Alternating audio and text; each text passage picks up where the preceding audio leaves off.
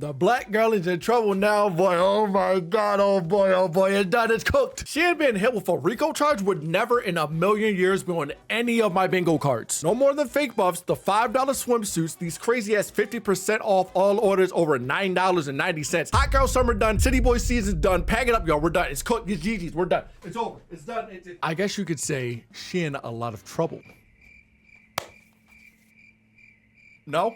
No? Okay, all right, back to script. Sorry, that was improv again. Never again. Sorry. But what's going on, y'all, is next here, man. And as I just said, bro, SHEIN getting put in a RICO case probably wasn't even in the 14 million timelines Dr. Strange saw in Infinity War. This is just wild. Like, I don't even know, bro. I'm kind of speechless. Now, I personally don't shop there. I kind of just walk around wearing these, scraps, but I do have a lot of friends, cousins, all that do shop over there, and I hear about the SHEIN sales like all the time, so I'm kind of in the loop. Not gonna lie, bro, I'm looking out for whatever deals Fashion Nova hits my line with in retaliation to this, because I need some summer clothes for DreamCon and I need them dirt cheap. But that's enough joking around. There is so much SHEIN lore that we need to get into, so let's just jump right into it. Also, like and sub up. I'm trying to hit 3K before DreamCon. Thank you. All right, so SHEIN is a huge clothing store, pretty similar to like Boohoo and Fashion Nova. If I'm not mistaken, it's the newest one out of the three, and their whole philosophy is fast fashion. And looking at the site, they also sell stuff like home decor, makeup, and a whole junkload of other stuff. So like, what really is going on with this site? And as I said earlier, I don't really be shopping on the site, so this is just my raw first impressions on it. Everything is just popping out, screaming at you, buy now, buy, you must buy now, flash sale now. Bro, relax. This just seemed like a case waiting to happen, man. How are they getting this many designs and this many random trinkets to sell that are all like $5 to $10 or less? Bro, they're even selling hair too. Like, what is going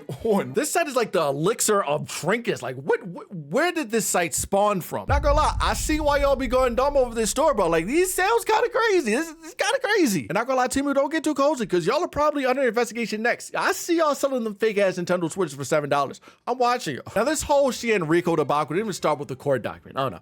It started with them trying to stage an influencer trip that they set up a few weeks ago. And once again, I'm not really on that side of TikTok, so I didn't see this unfold firsthand, but I caught myself up to speed real nice. I did my research. SHEIN pretty much flew people out and showed them obviously fake working conditions and had the influencers talk about how nice the workers are treated and how everything's a-okay. Upon interviewing the workers, a lot of them were really confused and taken back with the child labor questions and the lead in the clothing questions, because they basically said, our kids want to be on social media just like y'all. They're not working in factories, and our clothing grows through rigorous testing before production. When I asked them questions like, what does your work week look like? How many hours do you work? What's your commute? Most of them work like 8 to 6, and their commute is like 10 to 15 minutes, just like normal. I expected this facility to be so filled with people just slaving away, but I was actually pleasantly surprised that a lot of these things were robotic. And honestly, everybody was just working like normal, like chill, sitting down. They weren't even sweating. We were the ones sweating walking through the whole facility.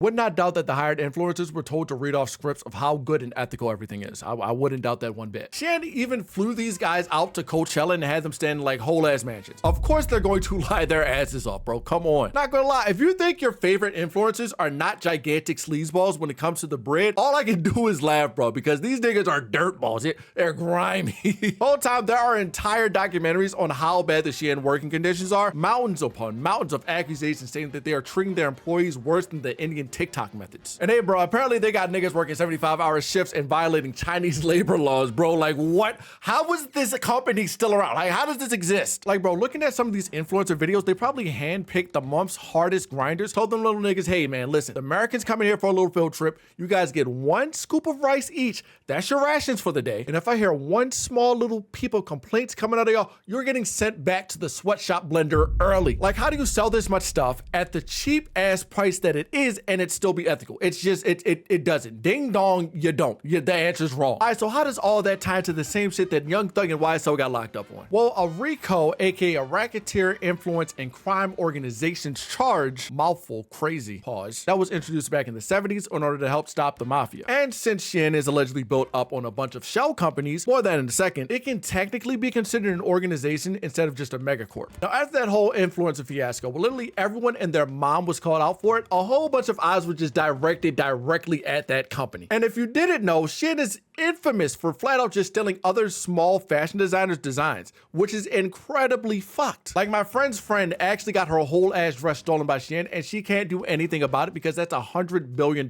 company. If you try to sue them niggas, they're just going to drop their ball sack right on top of your forehead and just drag. They're going to drag their sweaty nuts all up and down your money. And even if they are 100% in the wrong, which they always are, they have infinitely more money than you, thus they can just bully you with lawyer fees until you give up. Oh, and also, if you fuck with the dress, support Shorty that actually made it. I'm gonna put the link in the description, or I'm gonna pin in the comments. Go support her. And it's not even just clothes that they steal either. They steal whole ass artworks too. Again, can't do shit because you're just going to get flat out bullied with lawyer fees. Like it's a trap. Now, obviously, I'm not going to sit here and read the whole court document because that is just going to be boring as shit. But it pretty much states that there are 3 independent artists, Krista Perry, Larissa Martinez, and Jay Barron. They are suing SHEIN for producing, distributing, and selling exact copies of their creative works. Which checks out because, well, we know SHEIN does that, and we have literally seen it. And they are allegedly getting these designs through a secretive algorithm that identifies growing fashion trends and produces these alleged stolen items for sale. I gotta say alleged after everything because a fucking nigga threatened to sue me a few weeks ago.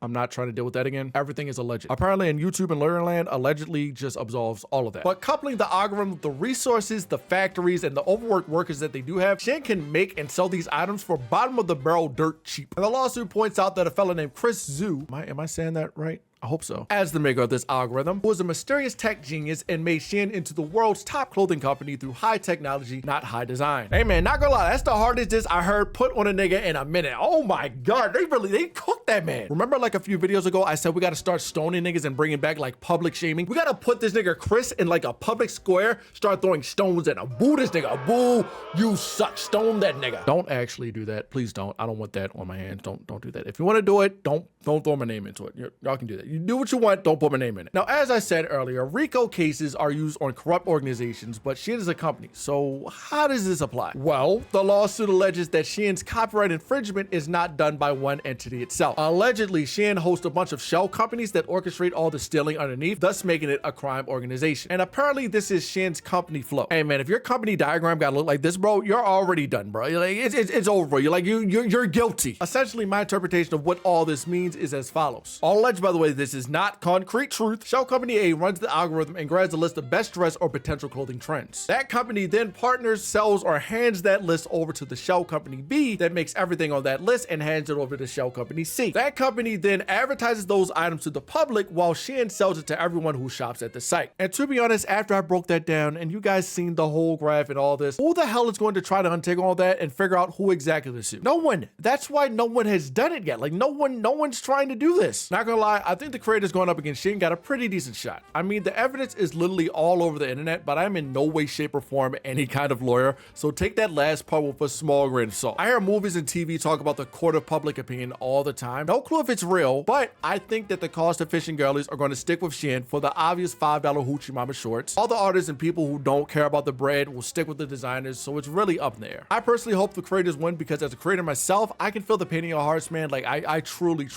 get it. But hey, man, that's going to do it for me, man. Fashion Nova already blowing up my phone, taking jabs at SHEIN. Like I said, I need some Hoochie Daddy shorts for DreamCon. It's bad nigga summer. I gotta step like a bad nigga, man. I gotta step out. So, like the video if you liked it, subscribe because you made this far into the video and you clearly like me. Check out all my socials linked below, and I'm out of here, man. Love y'all. Be safe. Peace, peace.